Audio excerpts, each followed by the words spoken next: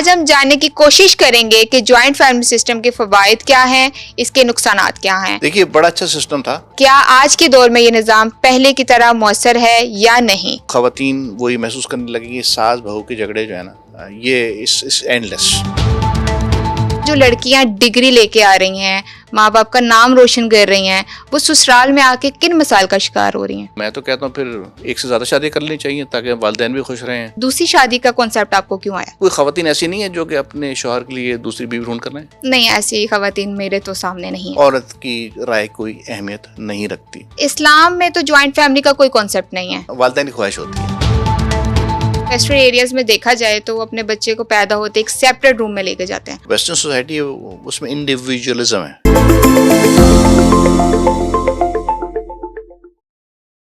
अस्सलाम वालेकुम, मैं हूँ शीरीन मलिक। नाजरीन, जॉइंट फैमिली सिस्टम हमारे मशरकी रवायात का एक अहम हिस्सा रहा है।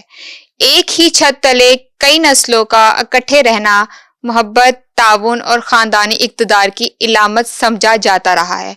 लेकिन बदलते हुए हालात में इस निज़ाम के कुछ चैलेंजेस भी सामने आए हैं। आज हम जानने की कोशिश करेंगे कि जॉइंट फैमिली सिस्टम के फ़वाइद क्या हैं, इसके नुकसानात क्या हैं, और क्या आज के दौर में ये निज़ाम पहले की तरह मौसर है या नहीं।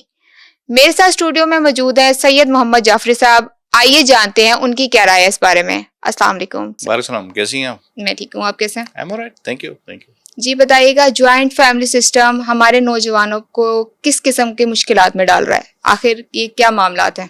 देखिए, बड़ा अच्छा सिस्टम था, चलता आ रहा है, और उसमें से एल्डरली हेल्प मिल जाती थी वालिदैन को, या उनसे एक अगर एक जनरेशन और मौजूद है उनको भी एक सपोर्ट मिल जाती थी, और दीगर फैमिली को भी सपोर्ट फाइनेंशियली। एक छत है, घर का खर्चा नहीं है, या रिसोर्सेज जो है वो पूल हुए होते हैं, तो it was all going fine.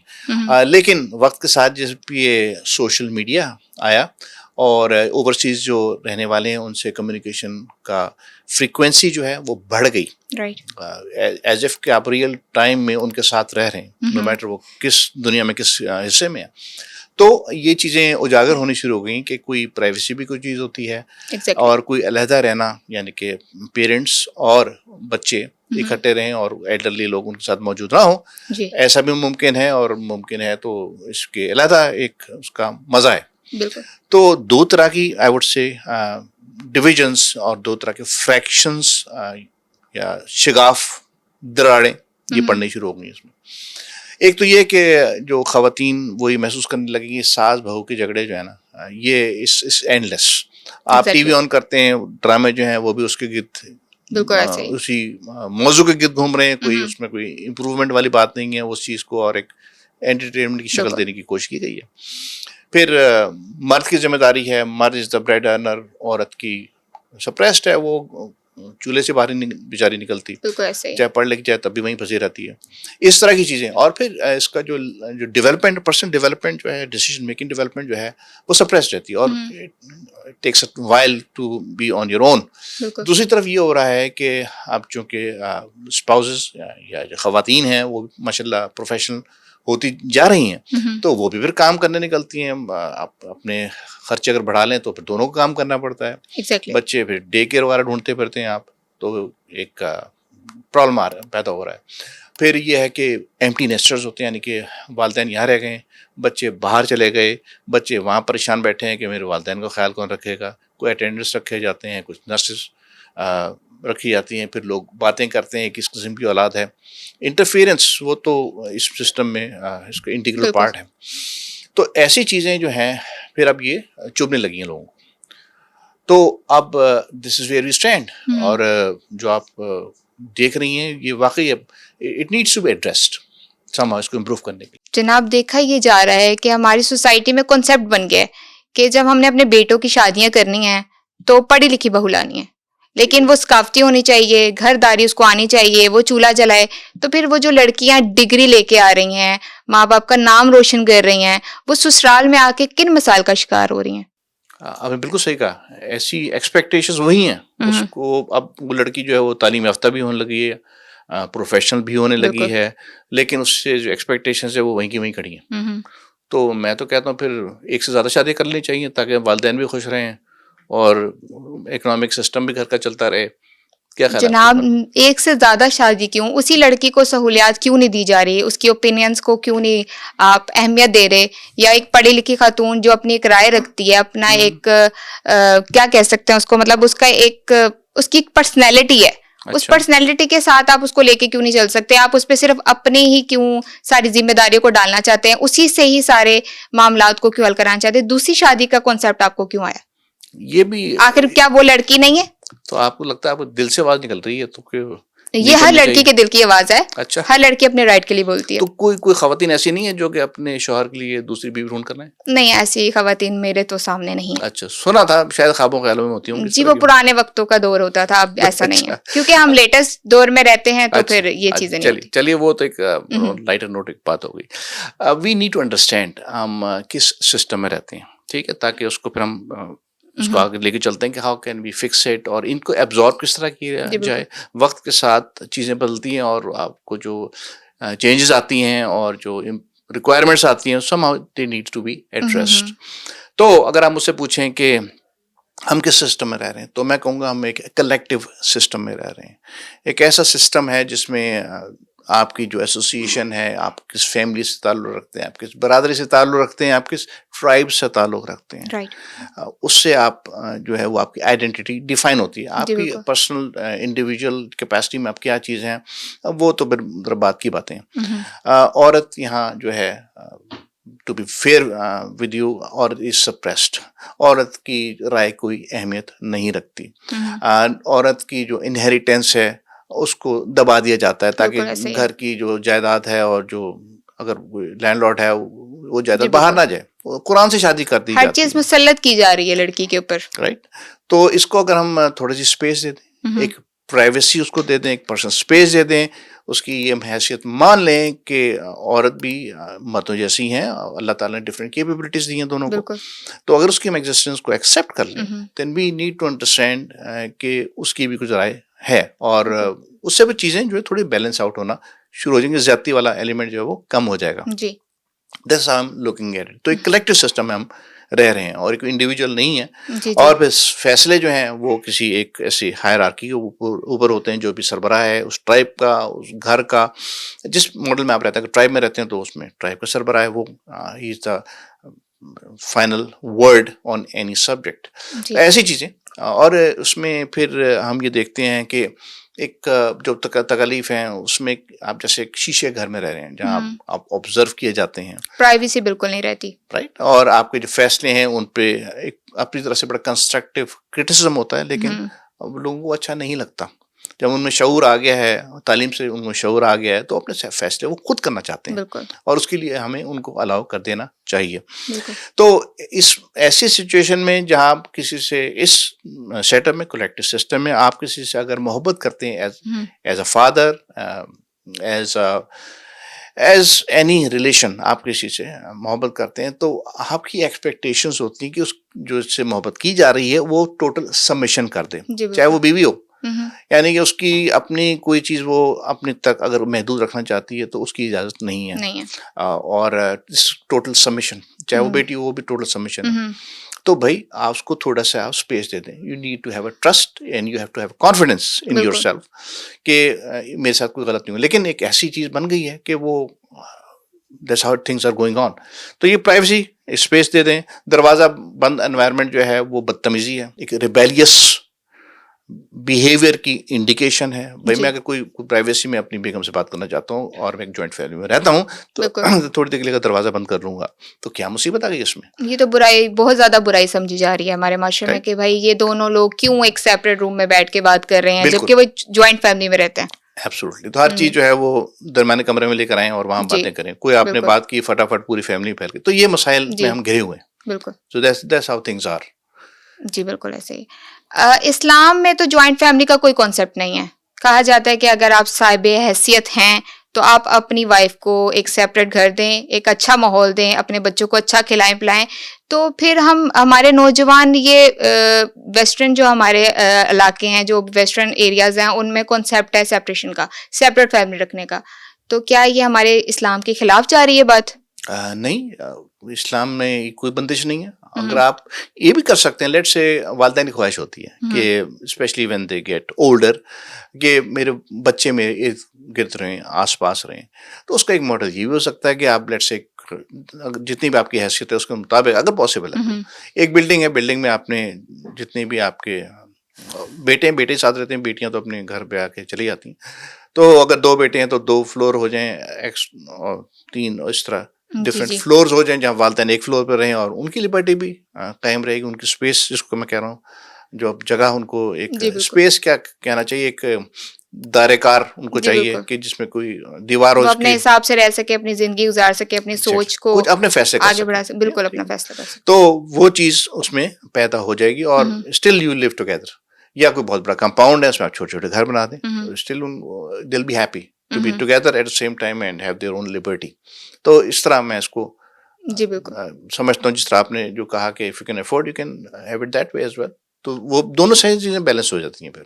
अब देखें ना, वेस्टर्न एरियाज में देखा जाए तो वो अपने बच्चे को पैदा होते एक सेपरेट रूम में लेके जाते हैं। आप उस बारे में क्या कहते हैं कि क्या उस बच्चे की परवरिश ज्यादा अच्छी होगी या जॉइंट फैमिली में जब वो दादा दादी या नाना नानी के साथ रहेंगे तो उसकी ओपिनियंस अच्छी होंगी, उसकी सोच अच्छी होगी, या वो कैसे बिल्ट होगा, वो कैसे बड़ा होगा, सेपरेट रहने में या जॉइंट फैमिली रहने में? अच्छा, जो वेस्टर्न सोसाइटी है उसमें इंडिविजुअलिज्म है, इंडिविजुअलिज्म वाली सोसाइटी है, जहाँ इनफरादियत है, जहाँ आप की जो सोच है और आपकी जो चॉइसेस हैं आप उसके खुद जिम्मेदार हैं और वो आपकी होती हैं, that is not influenced by parents और एनी अदर बॉडी जी in your family, in your community.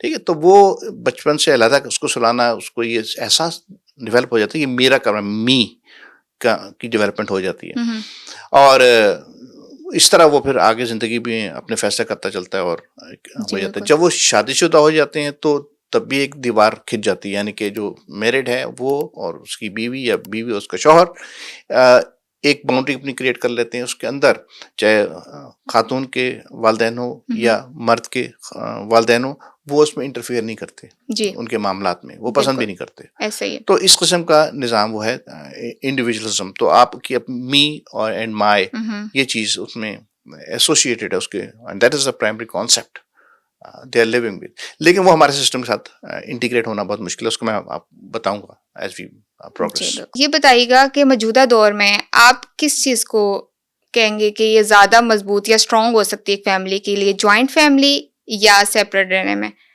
Privacy ज़्यादा सही रहेगी, जॉइंट फैमिली में आपका बच्चा बढ़ेगा, या आप इसको किस तरह देखते हैं, आपकी क्या नजरिए आते हैं इस बारे में?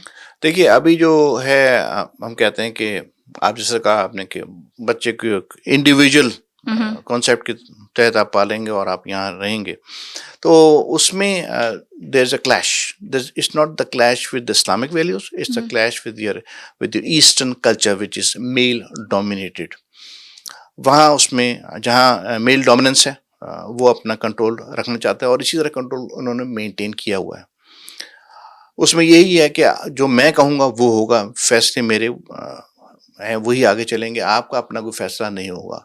आप अगर कोई एक नए जज्बे साथ मेरे घर में पैदा हो गए कि मैं सारा ख़ानदान जो है वो नस्ल दर नस्ल नौकर चला रहा है और मैं आज इस सोच के साथ पैदा हो गया कि मैं कारोबार करना चाहता हूँ, तो वो उसको इनकरेज नहीं किया गया जाएगा, उसको मारपीट के एक साइड पे बंद कर दिया बिल्कुल जाएगा कि ऐसे भाई होगा तुम सोच ही तुम्हारी गलत है, जी बागियाना सोच है स्टूडेंट्स, बिकॉज आप नॉर्म से हट के और उनके एक्सपेक्टेशन हट के बात कर रहे हैं। ऐसा ही है। इसी तरह लड़की का मामला है कि लड़की नहीं चाहती किसी से शादी करना, वो भी बगावत है। मैं ये बात नहीं कर रहा कि लड़की भाग जाए या लड़का लड़की को लेके भाग जाए, I am not going that far, I am सिर्फ एक ओपिनियन। इस्लाम आपको कहता है कि आप एक ओपिनियन तो ले लें उस लड़की की, उससे मालूम तो कर लें, लेकिन वो भी नहीं किया जाता, उसकी अपनी कहते ना राइट्स। हम इस्लाम से दूर नहीं होते जा रहे और हम इस्लाम को भी अपने हिसाब से इस्तेमाल करना चाह रहे हैं कि जहाँ हमें ठीक लगता है तो हम इस्लाम को बीच में ले आते हैं, और जहाँ हमारी राय इस्लाम की चीज़ों से नहीं मुत्तफिक हो रही होती तो हम उस चीज़ों को साइड पे कर देते हैं। एब्सोल्युटली, ये क्या मामला है? आप सही कह रही हैं, पिक एंड चूज है ना। मैंने अपनी जो थानेदारी या चौधराहट है, जो मेरी ट्राइबल वैल्यूज हैं, कल्चर है, उसको प्रिजर्व करना और वो उसी तरह प्रिजर्व होंगी कि मेरा हुक्म चलेगा, उसके लिए फिर मैं चीज़ों को इग्नोर कर देता हूँ कि ठीक है। इस्लाम में अब देख लें फॉर एग्जांपल, अगर नमाज पढ़नी है आप अकेले ही पढ़ सकते हैं। हाँ, ये आपको कहा गया है कि अगर आप जमात में पढ़ेंगे या जुमे की नमाज अदा करेंगे उसकी अपनी अहमियत है, उसका अलग सवाब रखा है, एक इंसेंटिव अल्लाह ताला ने दिया। जी। तो दोनों चीज़ें भी है, इंडिविजुअलिज्म भी है और कम्युनिटी सेंस भी है। तो जब इस्लाम आपका दीन इससे कॉन्ट्रडिक्ट नहीं कर रहा, तो हम कौन होते हैं कि अपनी रवायत और उनको फिर हम बदलने नहीं दे रहे। एजुकेशन से ये चीज़ आदमी लर्न करता है, अवेयरनेस डेवलप होती है। जब हो रही है तो somehow you have to give them their जदीद दौर के space। साथ आपको अपना दिमाग, अपनी मेंटालिटी चेंज करनी पड़ेगी, नौजवानों के साथ चलना पड़ेगा कि वो कैसे अपनी राय या अपनी जिंदगी को गुजारना चाहते हैं। बिल्कुल ठीक कह रही हैं आप। हमारे बड़ों को भी ये बात समझनी चाहिए। मैं आपको ये बता दूं कि इस्लाम का तो हमने देख लिया कि there is no conflict with the western system, that's fine. लेकिन जो हमारे पॉलिटिकल सिस्टम है उसमें इंडिविजुअलिज्म को जो है वो कैपिटलिज्म के साथ एसोसिएट किया जाता है, जी। और जो कलेक्टिविज्म है उसको कम्युनिज्म के साथ एसोसिएट किया जाता है। राइट। लेकिन दुनिया में ऐसा नहीं है, कोई भी चीज़ प्योर नहीं है। जहाँ इंडिविजुअलिज्म है तो वो जैसे अमेरिका हो गया, साउथ कोरिया हो गया, जापान हो गया, जर्मनी हो गया, जहाँ वहाँ कैपिटलिज्म मौजूद है तो साथ साथ उनके वेलफेयर सिस्टम भी मौजूद हैं, सोशल वेलफेयर मौजूद है, हेल्थ केयर सिस्टम मौजूद है। तो it's not purely, it's a hybrid of these two type of political systems. अगर चाइना की मिसाल ले लें, चाइना में पहले कम्युनिज्म था, फिर सोशलिज्म आ गया, लेकिन उनका जो बिजनेस या इकोनॉमिक मॉडल है वो कैपिटलिज्म है उसके अंदर। तो it's a kind of hybrid. Now what is good and how, अगर सवाल ये पैदा होता है कि इस मुल्क के पाकिस्तान में हम इंडिविजुअलिज्म को फॉलो क्यों नहीं कर लेते, उसमें क्या खराबियाँ, तो बड़ा अच्छा इसको मैं आपको कंक्लूड करके बता दूं कि इंडिविजुअलिज्म से आप जो है वक्त के साथ एज यू प्रोग्रेस, अगर आप ज़्यादा दूर निकल जाएंगे तो आप उसमें आपके साथ लोनलीनेस चिपक जाएगी, आप सोशल आइसोलेशन में चले जाएंगे, आप फाइनेंशियल जो है आपको एक्सपोजर हो जाएगा, वल्नरेबल हो जाएंगे, आपको नुकसान हो सकता है, तो आप there is no system in this country to protect you. इस तरह के हेल्थ प्रॉब्लम्स क्रिएट हो जाए, there is no health system. जो हमारी जो मुल्क की इकोनॉमिक्स है दैट्स नॉट स्टेबल। आपकी नजरें लगी रहती हैं कि बजट जो आएगा इसमें क्या होगा, हर कोई बड़ा केयरफुली और डर के बैठ जाता है कि पता नहीं क्या ऐलान होने वाला है। So we have that problem. Social welfare system वो भी वीक है। So there is no system जिस पे आप इन्हिसार करके अपने तौर पे चीज़ों को आगे बढ़ा सकें। तो इस चीज़ को देखते हुए पुराने वक्तों में अल्लामा इकबाल साहब ने जो हमें खुदी का सबक दिया है, दैट्स व्हाट इट इज, वो इंटरडिपेंडेंस की बात कर रहे हैं। वो जो कि आपको ऐसा जोड़ के रखती है कि आप प्रोग्रेस करते हैं, यानी कि आप अपनी स्किल्स डेवलप करते हैं जी। आप अपने आप को जब मॉरल वैल्यूज पैदा करते हैं और सिस्टम में आगे बढ़ते हैं, इन चीज़ों को आगे लेके जाते हैं। At the same time you support your community, you become a pillar to the community, यानी कि आप उसका सुतून बन जाते हैं। आप अपनी फैमिली को, अपने बहन भाइयों को भी इस काबिल होते हैं कि सपोर्ट कर सकें। तो वो जो खुद का कॉन्सेप्ट है वो यही है कि इंटरडिपेंडेंस, आप इकट्ठे भी रहेंगे और अपने आप को आप वैल्यू को अपनी बढ़ाएं, आप अपने इस काबिल करें कि चीज़ों को आप अपना सकें, चीज़ें में आप तरक्की कर सकें। जब ये चीज़ मौजूद होंगी तो that is a better fit in the society than going towards independence, यानी कि इंडिविजुअलिज्म जो आपको इंडिपेंडेंस की तरफ लेके जाता है, उसमें आपकी जो अपनी ख्वाहिशात हैं उनकी तस्कीन होती है, लेकिन उसमें कोई आपको कनेक्शन नहीं होता, but there is system to support that progress. यहाँ जो है सिस्टम के एब्सेंस में आप अपनी एबिलिटी बढ़ाते हैं, you still you remain to be part of the community and you progress as well. तो ये बड़ा जो है इंटरडिपेंडेंस और इंडिपेंडेंस, इसको हमें अगर हम समझ लें कि जो चीज़ें सक्सेसफुल होंगी वो है interdependence, that is the way forward for us. तो उसमें और के साथ साथ आपके घर में अगर, जिस तरह मैंने पहले कहा, कोई एम्बिशियस है, वो करना चाहते हैं, उसको आप मौके फराहम करें। अगर आप में इस्तात है, नहीं है तो फिर जाहिर बात है उसको कॉम्प्रोमाइज़ हो जाती चीज़ें, लेकिन उसको शन ना करें, उसको ये नहीं कहें कि तुम हमसे मुख्तलिफ हो तो उसकी डेस्टिनी कुछ और है। आप अपने ओपिनियन के साथ उनको जीने दें, आगे बढ़ने दें। अल्लाह ताला उन्होंने उसको एक खास वक्त के लिए पैदा किया है, उसमें कुछ सलाहियतें हैं जी बिल्कुल, और वो कहीं अप्लाई होनी है। Exactly. तो आप उसको अगर कोशिश कर रहे हैं उसकी डेस्टिनी कंट्रोल करने की, तो बड़ी हिमाकत है। उस जिंदगी का सत्यानाश जरूर कर देंगे आप, लेकिन आप उसकी डेस्टिनी अपने तौर पे नहीं बना सकेंगे। तो we have to understand that. और जिस तरह मैंने कहा, प्राइवेसी की आप उनको गुंजाइश दें, आप उनको अपनी सोच रखने की गुंजाइश दें, अपनी राय देने की गुंजाइश दें। जब ये चीज़ें होंगी तो जिसको कहते हैं एक सांस लेने की जगह वो पैदा हो जाएगी। रिवायती चीज़ों से आपको दुख हट जाएंगे बिल्कुल। और it will be healthy environment बन जाएगा, एक सेहत अफजा घर के एनवायरनमेंट बन जाएगी। राइट। एक चीज़ जो आपने मुझे बहुत पहले बताई थी कि लोग यहाँ से फरार के रास्ते ढूंढ रहे हैं, वीज़ा के बहाने इस मुल्क को छोड़ के जाना चाह रहे हैं बिल्कुल। क्योंकि इस माहौल में वो घुटन महसूस बिल्कुल। करते हैं। तो मेरे ख्याल में अगर ये चीज़ें हम अपनाएं या हम सोच पैदा अपनाना क्या है, इसको एक सोच पैदा करनी है कि मैं अपनी स्किल्स अपने आप को ज़हनी develop करूं। दबाव का शिकार होते जा रहे हैं लोग ये तमाम मामलात में। बिल्कुल एब्सोल्युटली। जी। तो ना घर में सुकून, जब घर में सुकून नहीं होगा तो फिर आपको सुकून कहाँ मिलेगा, जी बिल्कुल। राइट? तो वो समझते हैं वहाँ जाके वो सोसाइटियाँ जो कि 200 साल हमसे आगे हैं, वो उन्होंने वो जो अचीव किया हुआ है आज where they do the stand, वो एक सेंचुरीज का सफर है। जी। और वो जो अपनी पावर ड्रॉ करते हैं या जिसके ऊपर वो इन्हिसार करते हैं, वो जो है ग्रीक फिलॉसफी है, वो जो है वो रोमन लॉज हैं, जी। उसके ऊपर वो सोसाइटीज डिपेंडेंट, जो वो कह गए, सोक्रात ने कह दिया, प्लूटन जी। जो कह दिया वो, और जो उसमें बाद जो रोमन लॉ लिखा गया, उसके बाद मुख्तलिफ अदवार आए, प्रोटेस्टेंट्स आए, क्रिश्चियन रिलीजन आया, उसमें भी उन्होंने ट्रांसफॉर्मेशन कर ली, फिर eventually they led it into industrial revolution जो कि फिर कैपिटलिज्म की तरफ चीज़ों को ले गया। तो this I would say we have to understand हम कहाँ खड़े हैं और हम कहाँ जाने सोच रहे हैं, लेकिन interdependence is the solution to our problems. Right. बहुत शुक्रिया जाफरी साहब, आपने बहुत खूबसूरत तरीके से अपनी राय लोगों तक पहुंचाई है। Thank you. उम्मीद है नाजरीन आज के शो से आपको बेहतरीन रहनुमाई मिली होगी। कमेंट सेक्शन में अपनी राय जरूर दीजिएगा। अगले प्रोग्राम में फिर हाजिर होते हैं, मुझे इजाजत दीजिएगा। अल्लाह हाफ़िज़।